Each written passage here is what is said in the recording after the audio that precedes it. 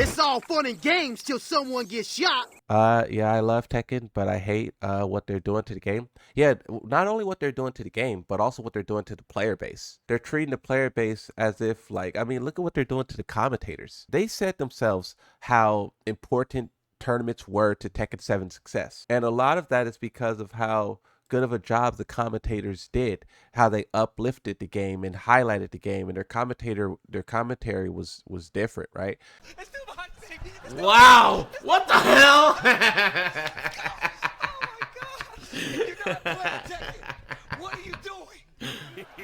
What are you doing? That was tight. Back when the developers first said that, I started asking you guys, what do you think contributed the most to tournaments? If tournaments made Tekken 7 successful, what makes the tournament successful? Commentators, the TOs, the players, what is it? The game? 10 seconds! Oh my god! Range ball for D, 7 seconds! 5 seconds! He blocked the range 5! It's not over! Arts is gonna back that for his life! They got him! Oh my god! That is the crazy! We got her reset! Oh my god!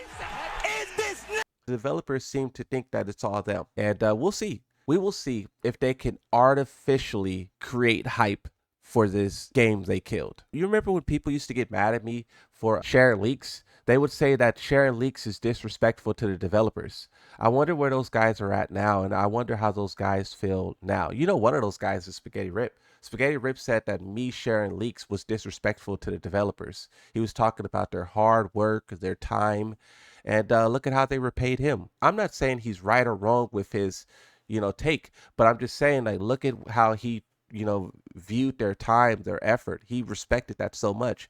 And did they treat him the same way? And that's why I never really cared about like the developers, because they're a company, bro. They're a $1 billion corporation. People forgot that, and I'm happy season 2 kind of reminded everyone. Ladies and lads, it was a good run.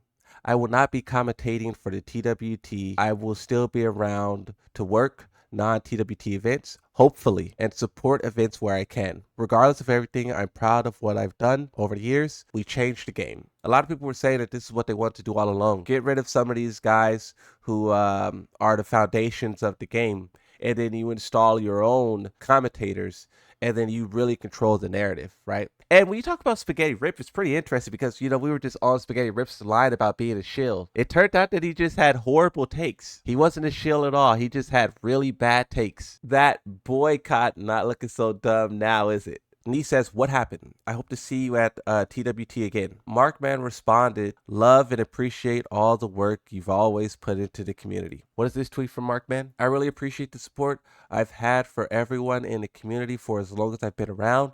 Truly hope everyone can strive for success, happiness, and positive growth. Hang in there. So being able to have a direct connection with people that are working on the game, that are passionate about the game succeeding, completely changed my perception of the game, because it's very easy for the community to complain about things like balance or things like where the game's at and content for the game. Yeah. But you have to understand that balance is not just about the competitive side. It's about sales. It's also about bringing in new people. So I quickly found a newfound respect for the development side, because it's very difficult for you guys. I see the kind of messages you guys get on social media. It's Evo Japan shaping to have so much fighting game merch. It's kind of insane. And then Markman puts the money. That's what it's about, money. Remember, it costs $200K to display stuff in the Tekken Lounge. Hit Harada for that ad exposure. Well, actually, that's not true.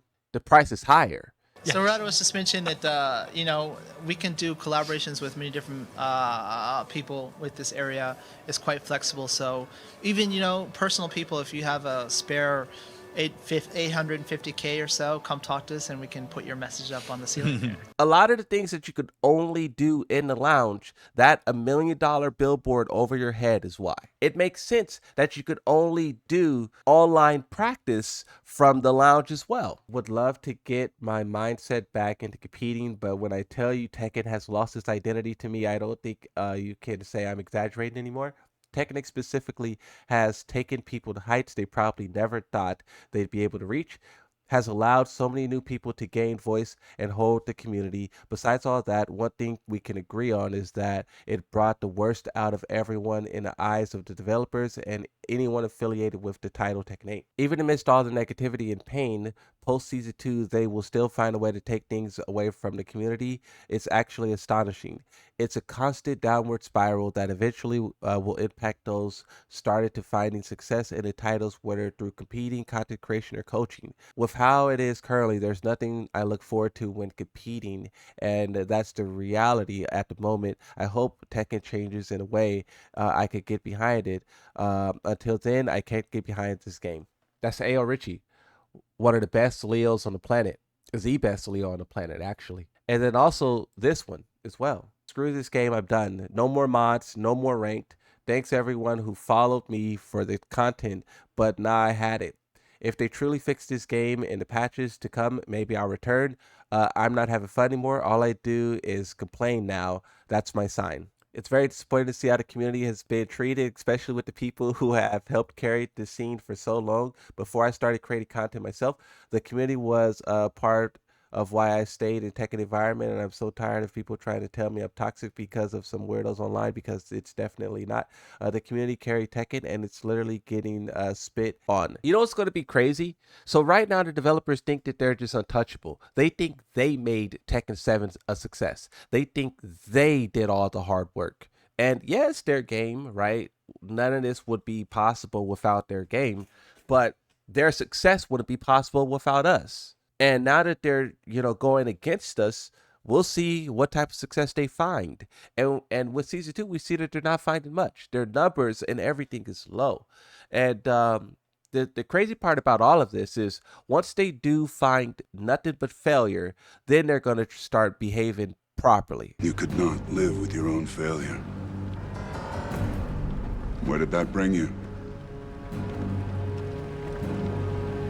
Back to me. You know what I did? I took a couple of minutes and I put together a list of everything that Tekken has done that made me upset. Overpriced Deluxe and Ultimate Edition, hiding the shop until after the reviews are done, blocking regions who had access to Tekken 8. This is one that people may not be familiar with, but people who was able to play Tekken 7 online, some of those countries can still purchase Tekken 8, but cannot play it online. And then Harada was like, oh, it's out of our control, bro. We can't do anything about it. It's Sony's fault. And it's like, okay, if it's Sony's fault, why were they able to play Tekken 7 online? And why are they able to play other games online as well? They're not having that problem with Street Fighter. So how is it Sony? Attempting to take down mod website, we know about that. Strike down 2 YouTube channels. Oversimplifying characters like 333 Eddie. Adding Lydia 2 times as DLC in 3 years. That's a crazy one, bro. Adding the same character. And one, it's not even a character that people like that. Like, people like Lydia the first time around, but the second time around, yikes. Slowly drip feeding legacy skins, a lot of which were free and were defaults in past games. Dragunov still doesn't have his Tekken 5 attire, and that's one of the most iconic outfits in the game. Purple Suit Kazuya, where is it? Locking old items behind the battle pass, and also that battle pass is pretty lazy. Delaying balance, but still milking the game. That's what they did in Season 1. Ignoring cheaters for 4 games straight. Ignoring plugging for 3 games straight. Lying about Heihachi's permadeath. Charging separately for stages. Banning players for being Chinese. Selling pay-to-win DLC. I feel like this one hits hard. Gaslighting the players with Tifa tweets. Why did they do that?